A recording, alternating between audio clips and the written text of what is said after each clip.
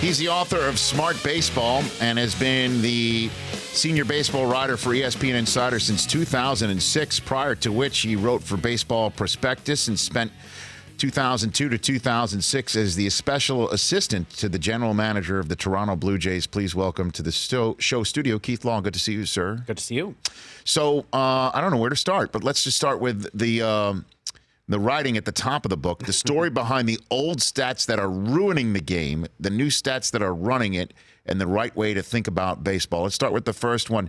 The story behind the old stats. What old stats are ruining the game? The example I always give is the save stat, which has changed the way that teams build bullpens, the way that GMs assemble their rosters, even the way that we compensate players at this point. So this stat that was created in the 60s has led us to this era where your best reliever, he can only pitch in the ninth inning, and only if you have a lead, but only if it's a lead of a certain number of runs. And if the critical outs together in the seventh or the eighth inning, well, you can't use that. You can't use Zach Britton in that wild card game that could end your season because it's not a save situation. That doesn't make any sense. Are you managing to a stat, or are you managing just to win the game? And if that stat never existed, I don't think we'd end up in this mode now where you'd have that proven guy in the ninth inning. Well, is that a stat, or just like, look, I've got my best relief pitcher, and even though, obviously I need to live for another day, if this moment crops up in the seventh inning that threatens our lead or might threaten our game, I don't know that situation might not happen in the ninth inning. I want to keep my guy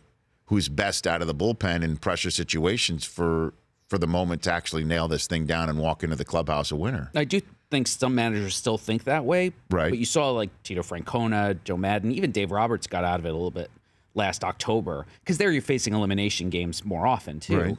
The idea of, I don't know if I'm ever going to get to that ninth inning situation. I have to survive the seventh first. Extend the game, increase your chances there. And then, if you end up with a save situation in the ninth, you've already used your Zach Britton. Well, you have to go to your second best guy in the pen. But at least you got to that point in the first place, which is how teams would manage their bullpens really from the 50s until about the 70s or so, when the safe stat mentality started to take over and you got the Bruce Sutter one-inning closer style starting up. Well, I mean, we're just I just saw an article actually in the New York Times about Sparky Lyle, who went from Cy Young to Sayonara, as he said, Great because quote. He was the Cy Young of the 77 season, right? And then, Goose came in 1978 throwing all these, but these guys would have 2-3 inning saves. Yes. I mean, they'd come in the sixth inning and then pitch the rest of the game. And then the evolution of this, I'm just going through my own. La Russa was the guy who compartmentalized everything in that bullpen. Lefty, righty, lefty, pitching change after pitching change after pitching change. And everybody kind of got on that bandwagon until Mariano Rivera came along, and you got yourself a closer who could go 2 innings in the seventh and the eighth. And to me, you tell me if I'm wrong with this, then it eventually gets to the point where we saw what the Kansas City Royals did a few years ago. Like, let's get a closer for each inning, from 6 all the way through 9, and now everybody's doing that on the back end, and nobody's throwing complete games anymore. Right. Would you say I kind of got the evolution down? Yeah, close? I think La Russa's role, undoubtedly, this idea of the over-specialization. With the White Sox and then the A's. I mean, he goes back to the White Sox with this stuff. And I mean, heck, Tony Fossis probably owes him like a 40% commission on his career. Fossis has been named here on the Rich Eisen Facing 3 show. batters a week and pitched for 20 years. But the nice pull there.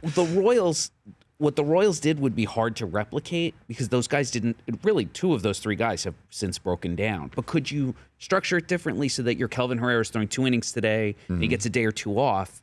Could we keep guys healthier and still do that same thing where you've just got basically shortening games to 6 innings at that point? That's what I'd love to see teams try to implement now and get out of that save mentality. So saves are ruining the game, is what you're saying. Yeah, that's the worst of the worst for me. What are some other ones that are equally as bad? Keith Law, by the way, Smart Baseball author here on the Rich Eisen Show. I talk a lot about the pitcher win, which doesn't really tell us much about how the pitcher pitched, right? It's how many runs your team scored while you were on the mound, right? What happened after you left the game. But there was an example the other day of a manager who clearly was leaving his pitcher out there to get the 15th out so he'd qualify for the win. Willie Peralta. He gave up 4 home runs in 5 innings. They had a huge lead. Well, I got to leave him in long enough to get the win. Well, no, you have to win the game.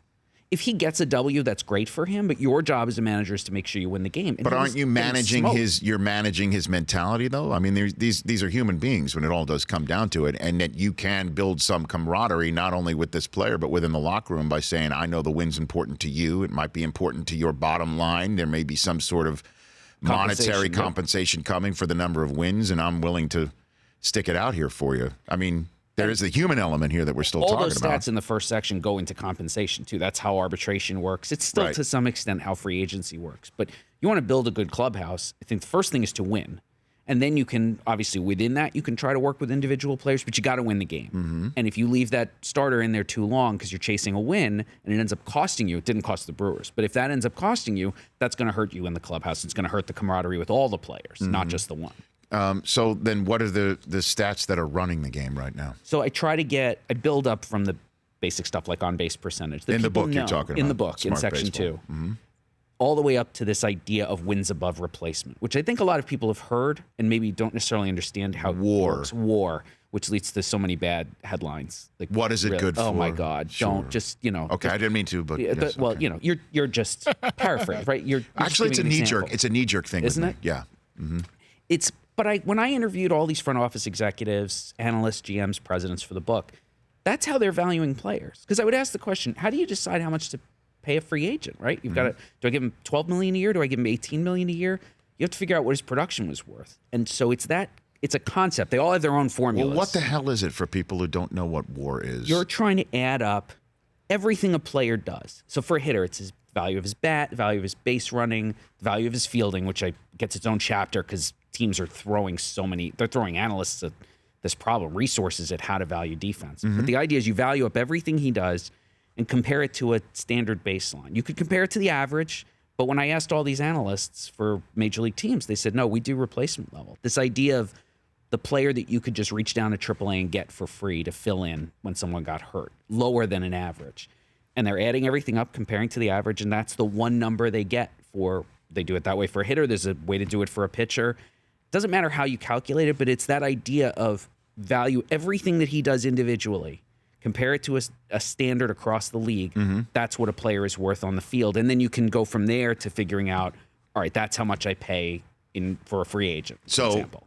Taking the fill-in hosts of the Rich Eisen show. Right, who are all replacement level. Whatever. So, I mean, they're, talking about my wife, Deion Sanders. Obviously, there's some cleanup hitters in that lineup. Now, so we would take the ratings that I would get sitting in this chair, and that would be my win above replacement. Or relative to their ratings? Right. Is that what is that essentially? They don't rate better than you do they? I don't know. Okay. I'm assuming. That could get uncomfortable. I'm assuming they do. Yes. And then every single time that my key card works, I come to work every day. I'm so maybe thrilled. You're below replacement. I just don't know. You can have a negative WAR. That is possible. That's essentially what's going on here with these baseball players. That's the idea. Where the hell are all these shifts coming from, Keith? The defensive shifts? Yeah. That's data. It's data driven. And to me, that's ruining the sport. That's ruining the sport. Well, now you want to talk about what's. I understand that you're talking.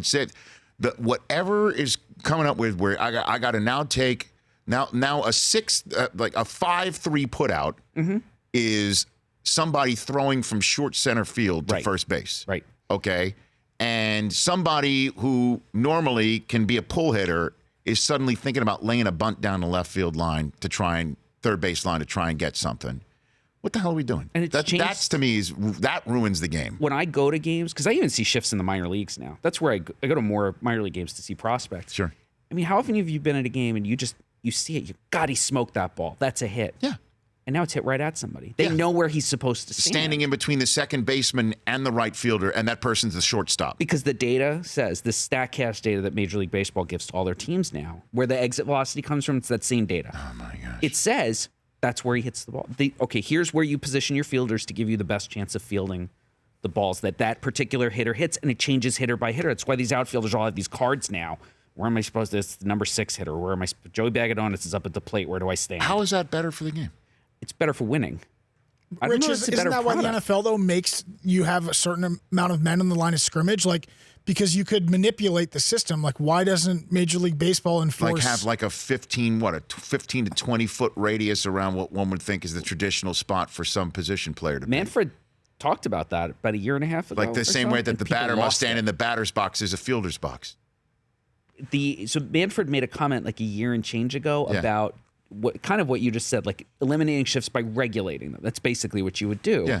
And people got very upset in the sport because they're thinking this is our strategy. Yeah, but then I understand winning is one thing, but people wanting to watch what the hell is going on. Yes, this is another thing. This is a problem. Yeah, and I mean you could talk about pace of play all you want, but the product on the field has to be appealing. Keith Law is the author of Smart Baseball. We're going to take a 60-second break, and I want to get your 2 cents on what you think people in baseball are talking about with this beanball crap that's going on in Boston. That's Keith Law next. Your phone calls to 844-204-RICH. The author of Smart Baseball, Keith Law, ESPN senior baseball writer here in the Rich Eisen Show studio. So are you telling me at some point somebody's going to say, pay me more because my exit velocity was top 10? Are you saying that I hit the ball harder than most, and so you need to pay me more than somebody who doesn't hit the ball as hard? Oh, I bet it's showing up in arbitration hearings. Come on, yeah. dude. Come on. Because I'm getting these, I get the updates from the MLB app on my phone. Aaron Judge just hit a home run that's fastest to leave the stadium. Saw that. Big man. He's a monster large man. Yes. How soon till somebody finds a hole in the swing, do you think? Oh, I know how I would pitch to him. Okay. You got to go in, out, in. I mean, he's 6'7". He's right? monster large. He is. There's got to be a hole there somewhere, right? Yes. He's gotten very good at covering. That's good. That he can cover, because even last year, remember when he came up, he was striking out all the time. Yes. Because it was hard. Your instinct, you're a pitcher, you see a guy that big, I'm going in, hard in. Mm-hmm. And when he would cover that, he'd pull his hands in a little bit. Well, then you can go soft away. He's gotten better at adjusting. Still strikes out a bit. Well, how about one of his teammates, or he slides in late to second base and we start throwing behind him week after week? What about that? Yeah, because I'm seeing that's going on. What in the hell is going on between the Red Sox and the Orioles right now? Did you not think Keith? we were done last night? Before you said this too. We talked about it too when we came in today. I could not believe. I think you tweeted out last night that Sale threw behind Machado, and I just thought to myself, did that really? And I had to look up the video of it. Yeah. Mm-hmm. Like honestly, what are we doing? Right. What is that? Does baseball, knowing you know the front office people, you've interviewed them all for Smart Baseball here. Yeah. Does baseball like this? No. Deep down? No. They don't. No. One, they're terrified of someone getting hurt. We're throwing harder than ever, right? But average velocity is the highest it's ever been. You hit someone in the head, near the head, you're going to cause a catastrophic injury. And teams don't want their guys getting suspended.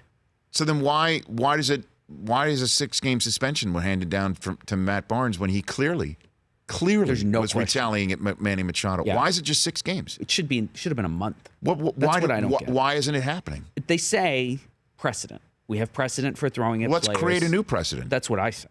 So what Rob Manfred could do what he wants. That it would not stand up to union scrutiny? They'd file a grievance. All right, so start him with 30, have a grievance, it gets cut to 12. Now you got a new precedent. Well, I mean, but wouldn't the union want... I understand the union is always out to protect its members on everything to the nth degree. It's their job. Tooth and nail. Right. Yeah. I'm not saying this to say anything negative, but shouldn't they also be about protecting their players and protecting players from other players who can't either A, keep from doing it themselves, or B, receive the code red order, Right. And I need you to, yes. And they go ahead and carry it out in the middle of the night. Right. So I would think that the union would be more aggressive. The union's, their role in this is we don't want the longer suspensions, we don't want the longer punishments. Fine. Stop this before it starts then. You've got to go, either you're going to accept longer punishments because someone is going to get tragically hurt. I think that's inevitable at this point. Or you make it clear to players, you handle this internally, essentially, so that this isn't happening. Well, how do we handle this? Like meet out back? Yeah, right. No, I mean like telling your own, this has to be your union reps on every team. We're not doing this. We're not throwing at people. You can brush a guy back. That goes back 100 years. I don't care. I'm not talking about that. It's throwing at heads. We need to see pitchers say, we're not doing that. I don't care if you're ordering me to throw at this guy's head. I'm not throwing above the neck because that's where you're going to kill somebody. Does a real somebody. manager really say throw at the head? I mean, do they really? Do you know of I mean, I'm not, I don't have to name names, but do you know like somebody who has basically said, I don't want it in the chest, I don't want it in the butt. Knock him down. I hear that stuff secondhand. So, take it with a grain of salt. Right. But it's knock him down. Well, you knock him down you're throwing at, you're right. You are aiming to hit somewhere. Right. Whereas to me, Just throw inside. Throwing inside's part of the game anyway. Well, you have to. Back him up, get his feet moving. That's real baseball. All right, now you've backed him up, and now you can pitch outside. That in, out, up, down, that goes back way before I was born. Sure. So that's real. And yet also accomplishes, like, you want to send a message? That's fine. Back him up a little bit. But don't throw at his head. Keith Law here on the Rich Eisen Show. Again, Smart Baseball. You can get it in bookstores and also on Amazon, et cetera, here on the show. So when it all comes down to it, though, Smoltz came on the show yesterday. We had somebody calling in earlier. Get rid of the DH. Put the pitchers in that batter's box, and they'll be less inclined. That we're seeing. We haven't seen any of this stuff in the National League. Right. It's all Red Sox and Orioles. It's all American League. Why does the DH last still to this day? Do you think? I think because it's more fan friendly. It's more offense. Offense drives attendance. It drives ratings. Okay. That's generally been true. And pitchers don't hit. I mean, they can't. I think the quality of pitching is so good that asking a pitcher, that's a full-time job, to also be a part-time hitter, right? None of them hit. Well, it's also 15 gigs, right? Too, that the union would fight against. Yes. I'm just wondering. High-paying gigs, generally. That's good money. That extends the careers of David Ortiz. A lot of players, you can't. Carlos Beltran can't play the field anymore. By the way, hit. How about that? Did you see here? I favorited it. You're the perfect person to ask this, Keith Law. I was going to ask you guys this too. I'm totally spitballing here and throwing it out here. I favorited this last night. Carlos, I hope I did. I think I did. Carlos Beltran. Here it is. Carlos Beltran now has as many extra base hits as Pete Rose and as many career doubles as Dave Winfield. Is he a Hall of Famer? First ballot for me, no doubt. Really? And one of the greatest base stealers in baseball history. He's got the highest percentage success rate of anyone who's stolen a lot. I think he's got 400 or so. He's an unbelievable player who's just kind of always been a little below the radar. But then you look, the quintessential Carlos Beltran moment is him staring at a third strike in the playoffs. Yeah, because that's the whole concept that a Hall of Famer, you need to at least say that was his big moment. Was it 1 year or 2 years before that he had that playoff run for Houston? Great home runs. Where he was McMantle for 2-3 months. Yeah, nobody remembers that.